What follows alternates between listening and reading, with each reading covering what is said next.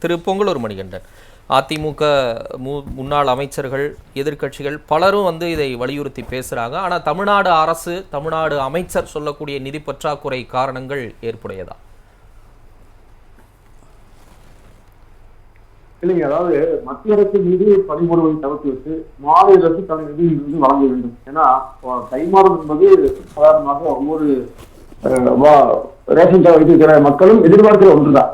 பொதுவாக வந்து முதலமைச்சர் ஐயா ஸ்டாலின் அவர்கள் கடந்த நாள் தெரியாதீங்களே சொல்லி குறிப்பிட்டீங்க தெளிவாக சொன்னார். 2500 ரூபாய் மட்டாது, அதனோட 1000 ரூபாய் சேர்த்து 5000 ரூபாய் கொடுக்க வேண்டும் என்று மிக தெளிவாக கணக்கு போட்டு சொன்னார்.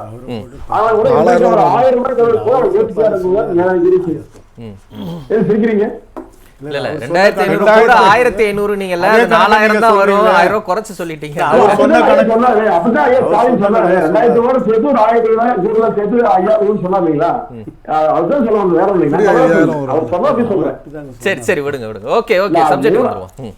ஆமா, அதாவது சொல்லுங்க, 4 ஆண்டுகள் ஆட்சி திமுக ஆட்சி வந்து இப்போ கரும்புக்கு பாருங்க ஒண்ணு இல்ல, விவசாயிகள் உற்பத்தி செய்கிற கரும்புக்கு ஆதாரங்களை கூட தேர்தல் வைக்கிற கடந்த பல 30 ஆண்டுகளை சொல்ற திமுக, கடந்த 4 ஆண்டுகள் சொல்ற திமுக இதுவரை அப்படி கவலையே பண்ணல. கரும்புக்கு வந்து குறிப்பாக அரசியல் பார்த்து தேர்தலுக்கு தெரியாது. அப்போ இந்த பொங்கலை பொறுத்தவரையில சாதாரண ஏழை எளிய மக்களும் சாதாரணமாக விவசாய பொருளை உற்பத்தி செய்யற விவசாய பெருமக்களும் வேதனைப்படைக்கிற ஒன்றுதான். இன்றைக்கு வரையிலும் விவசாயத்தில் லாபமே இல்லை. ஆனால் அவர்கள் தேர்தல் அறிக்கையில அதிமுக செய்யவில்லை, இவர்கள் செய்ய மாட்டார்கள், ஆனால் நாங்க வந்தால் செய்வோம் என்று சொன்னவர்கள் எதுவுமே செய்யலைங்கிறத ஒரு வருத்தத்துக்குரிய செய்தி. இன்றைக்கு போராடுகிற மக்களையும் விட்டு வைக்கல. எதற்கு எடுத்தாலும் எதிர்கட்சிகள் மீது குற்றம் சாட்டுகிறது திமுக அரசு.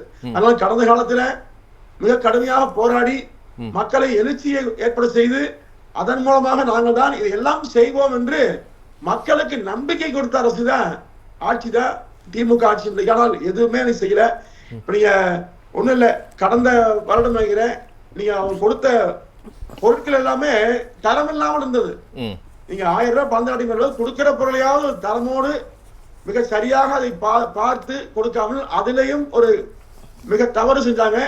இந்த முறை இந்த பொருளே அவசியம் இல்லை மக்கள் நினைக்கிறாங்க.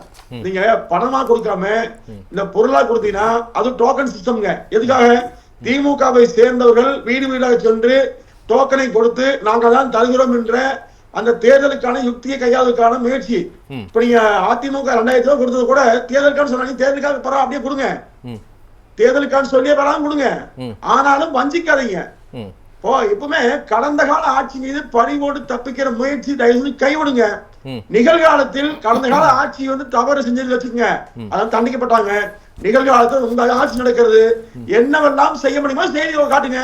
இல்ல அவங்க ஒரு காரணத்தை சொல்றாங்கல்ல, நம்ம வந்து பெருமழை புயல் வெள்ளத்துல பாதிக்கப்பட்டிருக்கோம், தொடர்ந்து பாதிக்கப்பட்டுக்கிட்டு வரோம், மத்திய அரசு வந்து பாராமுகமா இருக்கு, ஸோ நம்ம கையில இருந்து தான் நிதி கொடுக்க வேண்டியது இருக்கு, அப்ப எங்களுக்கு கொடுக்கலாம் மனசு இருக்கு, விரைவில் நல்ல சூழல் வரும் அப்படின்னு தங்கம் தென்னரசு சொல்றாரு. அதை புரிஞ்சுக்காம இதுல அரசியல் செய்கின்றனவா எதிர்கட்சிகள் அப்படிங்கிற ஒரு கேள்வியும் இருக்குல்ல? இல்ல சார், இப்ப அதிமுக ஆட்சியின் போதோ இதே நிலை இருந்தது.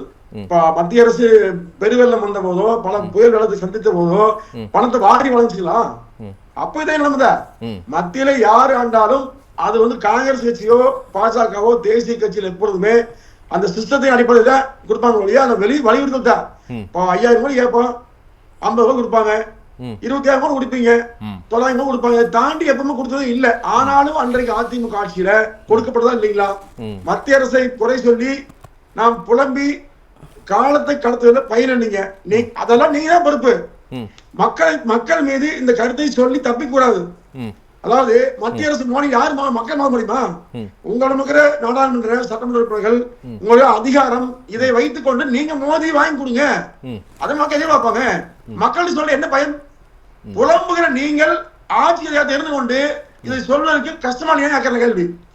அதனால் மக்களுக்கு தேவை, அவர்கள் வாழ்வாதாரத்திற்கு என்ன வேண்டுமோ அதை தகுதியாக கொடுத்தே வேண்டும். அதுக்கு முழு பொறுப்பு மாநிலத்தை ஆளுகின்ற அரசு தான்.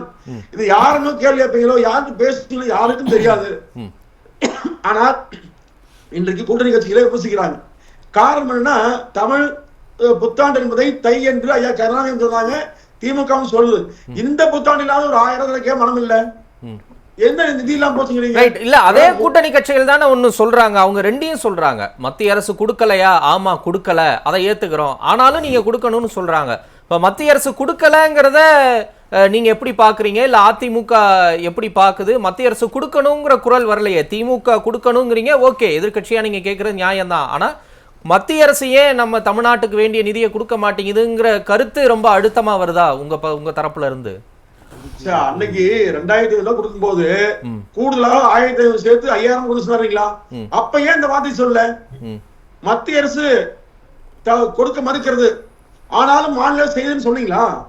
இல்ல செய்யன்னு சொன்னீங்களா? அப்படி இல்ல, அன்றைக்கு இவங்களுக்கு அரசியல் செய்வதற்கு பல காரணங்கள் தேவைப்படுது. இன்றைக்கு இதே அரசியல் செய்வதற்கு பல காரணங்கள் தேவைப்படுது. அன்னைக்கு செஞ்சதுக்கு இன்னைக்கு பழி வாங்குறீங்க. இல்ல, கொடுத்தாலும் கொடுக்காவிட்டாலும் காரணம் மத்திய அரசு. நாங்க கிடையாது, நாங்க வந்து தயாராக்குறோம். மோடி அரசு சரியில்லை, எல்லாத்துக்கும் மோடி காரணம். அப்ப ஒரே வார்த்தை பழி, மோடி சரியில்லைங்க, நாங்க சரியா இருக்கிறோம்னு சொல்லி தப்பித்து விட்டால் போதும் வைக்கிறாங்க. இதுக்கெல்லாம் மக்கள் ஏமாற தயாரா இல்ல. வெறுமனே நீங்க யார் மீதோ பழி போட்டு ஆட்சி நடத்துவதில் அர்த்தம் இல்லைங்க. ஆட்சி நிர்வாகத்தை அர்த்தத்தோடு நடத்துங்க, பற்றாக்குறை இல்லாத போது நடத்துங்க. நீங்க ஒண்ணு கடன் வாங்கணும்னு சொல்றீங்க, அதிமுக ஆட்சி இந்த கடன் அளவு, திமுக ஆட்சி வாங்கி கடன் அளவுங்க. 10 ஆண்டு காலத்தில் வாங்கி கடனை ஒரே 3 ஆண்டுகள் திமுக ஆட்சி வாங்கி இருக்குங்க. காரணம் கண்ட பல விளக்கம் சொல்றீங்க. அதாவது உண்மையில் மக்களிடத்தில் முழுக்க தங்கள் இயலாமை காட்டிக்கொள்ள முடியாமல் மத்திய அரசின் மீது பழி போட்டு தப்பிக்க முயற்சிக்கிற திமுக தனது தோல்வி ஒப்புக்கொள்ள வேண்டும்.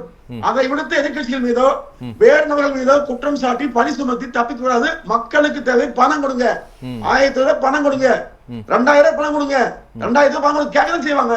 கொடுக்கறத என்ன நீங்க கொடுங்க, கொடுக்க முடியலன்னு சொல்ல காரணம் சொல்லாதீங்க, எங்களால முடியலன்னு சொல்ல போங்க. ரைட். திரு மணிகண்டன், உங்களுடைய நிறைவு பார்வை, மத்திய அரசு கிட்ட அதிகமான அழுத்தத்தை நம்ம கொடுக்க தவறுகிறோம் அப்படின்னு வர கருத்தை எப்படி பாக்குறீங்க? இல்ல, தமிழ்நாட்டு மக்கள் பாதிக்கப்படுகிற போதெல்லாம் கடுமையான கண்டன அறிக்கை, போராட்டங்களை அதிமுக அறிவிக்கிறது. அதற்கு திமுக செவிசாச்சுங்களா? நீங்க அறிக்கை கொடுத்துருக்கீங்க, போராடுறீங்க, அது நியாயம் திமுக பேசிட்டீங்களா? அதுக்கு ஒவ்வொரு அமைச்சரை வைத்துக் கொண்டு பதில் லாபடி பாடி கிண்டல் அடித்து கேலி பேசி நீ அரசு செய்ய வேண்டும் விமர்சனம் செய்த திமுக மத்திய அரசு மட்டும் அதிமுக கேட்டுமா? இப்போ 40 எம்பிகள் வைத்துக் கூட ஒண்ணுமே செய்ய முடியாது, வாதம் தான் போகும்னு சொன்னா எதுக்கு அமைச்சர், எதுக்கு எம்பிகள்? இப்பதான் ஆரம்பிச்சு அதை வேகப்படுத்துங்க.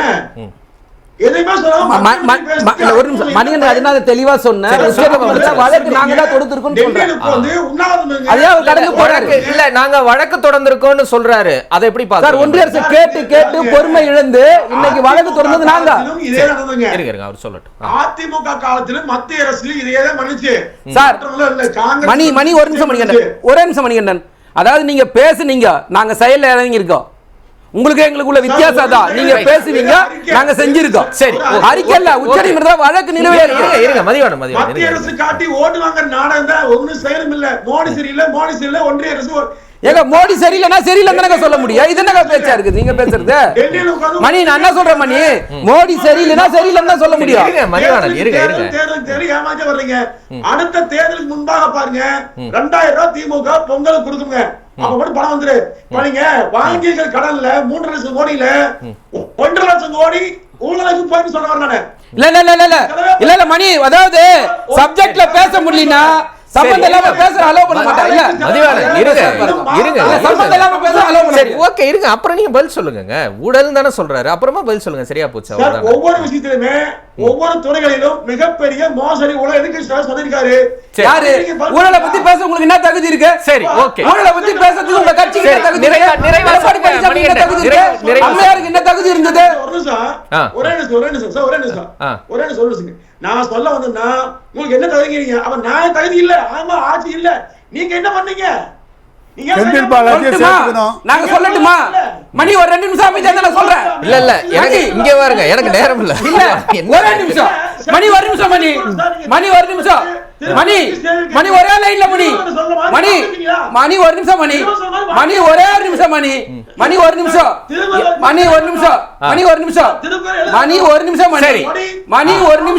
இருங்க முடிச்சிருங்க. ஒரே லைன்ல நான் சொல்லிடுறேன். ரைட், அவர் முடிச்ச உடனே கூட சரி சொல்லுங்க. பேசுறதுக்கும் செயலுக்கும் சம்பந்தம் இல்லாத கட்சி திமுக.